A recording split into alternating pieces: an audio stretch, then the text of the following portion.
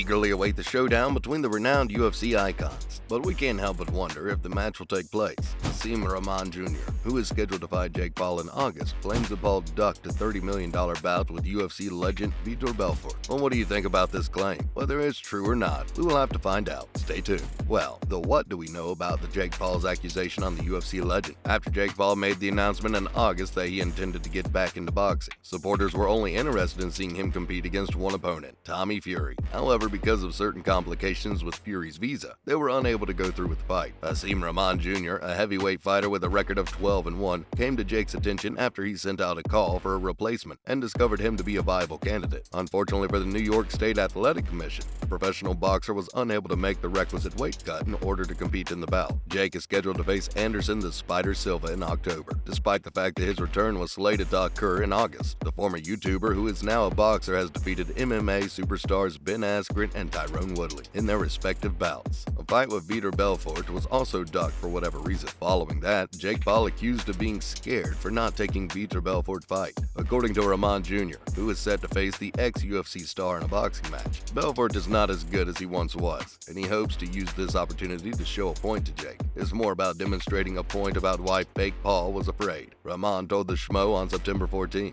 It was denied since he did not wish to engage in combat with Vitor in the first place. He refused $30 million to fight, and now he refuses to fight me. Jake is plainly afraid of these two men, so now we will battle them. I don't think Jake will be eager to step into the ring with either of us, regardless of the outcome of the fight. Jake is yet to answer to Rahman's fresh call-out, but he has said that he passed on fighting Belfort because the idea didn't excite him. With a victory over Silva in October and a victory against Rahman Jr. by Belfort, they may want to take another look. Nonetheless, Jake will have plenty of other rivals to face in the future. Next up, according to St. Pierre, Jon Jones has all the talents to be just as successful at heavyweight as he was at light heavyweight. Jones is one of the best fighters in UFC history. Thus, it does not make a difference in whatever weight class he competes in, since he will certainly come out on top. Georges St. Pierre, who formerly held the title of UFC welterweight champion, believes that Jon Jones can achieve the same level of success at heavyweight as he did at light heavyweight. Bones has spent the better part of the last 2 years preparing for a move up to the heavyweight division, ever since he relinquished his light heavyweight title, following a contentious 2020 unanimous decision victory over Dominic Reyes. The fight in question was for the light heavyweight title. Because of what he has seen of Jones so far, St. Pierre believes that the two-time UFC champion and pound-for-pound king has all the talents to dominate the heavyweight division upon his return. At a recent UFC fan Q&A, St. Pierre claimed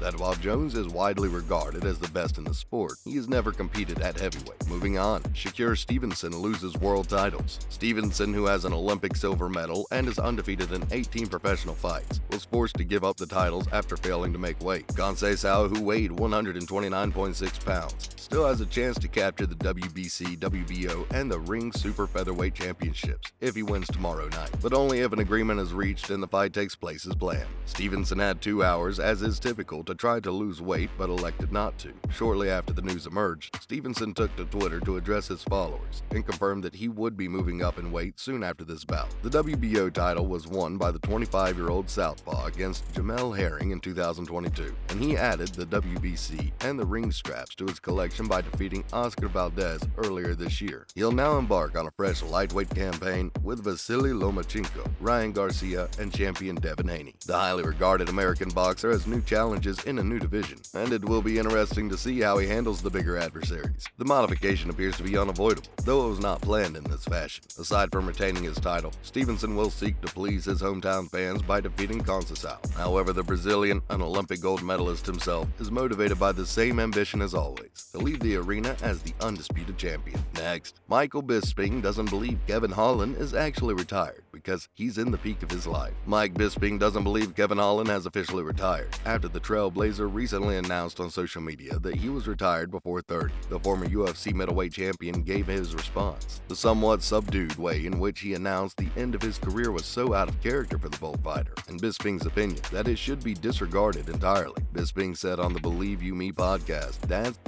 a fantastic combatant and a household name. Kevin Holland is a household name. He won the award for Best Fighter in 2020. Gold, jewels, and other glistening trinkets are his jam, and he's popular, successful, and a fan favorite. Plus, he plans to stock up on more of it. His best years are ahead of him. If he was leaving, you would make his departure more memorable, instead of choosing a font that was last seen on an effing Atari game console. That's not going to happen." Bisping insisted. He's a pretty dapper fellow. He's not publishing his retirement in ZX Spectrum font. No way is he hanging it up for good. To be honest, I have no idea what his game is. After Bisping's defeat to Khamzat Chimaev in UFC 279 earlier this month, he speculated that the news from Holland might be related to that fight. Moving on, more intels on Kevin's retirement. The 29-year-old was supposed to face Daniel Rodriguez, but he was switched to face Borz at the last minute due to a weight mismatch.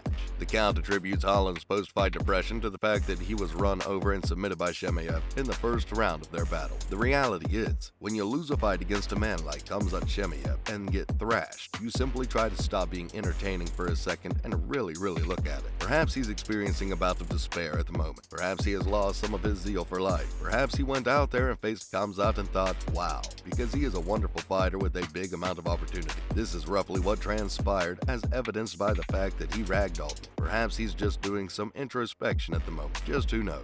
I know what it's like because I've lived it. Holland seems to prefer having a striker in front of him if he decides to come back to the team. Following his most recent defeat, the Travis Lutter BJJ fighter issued a challenge to either the aforementioned Rodriguez or a potential match with Stephen Wonderboy Thompson. Finally, there's a lot of it's premature praise. Lightweight UFC fighter Michael Chandler isn't completely convinced on Islam Makhachev just yet. Islam Makhachev is having a hard time garnering recognition from his peers, as one-time UFC championship contender Michael Chandler has joined fellow UFC fighter Sean O'Malley in labeling Makhachev overhyped ahead of his highly anticipated lightweight title unification match against Charles Oliveira at UFC 280. Although Makhachev, a protege of Khabib Nurmagomedov, has recently defeated Dan Hooker and Bobby Green in the UFC, Chandler is hesitant to declare him the next greatest thing at lightweight based on those 2 victories alone. The number 5 ranked UFC lightweight Chandler recently told MMA Fighting's Damon Martin, "Nothing against Islam. You say he looks fantastic. You say he looks invincible at times, but he hasn't really faced anybody." This was in reference to Makhachev, who is ranked number 4.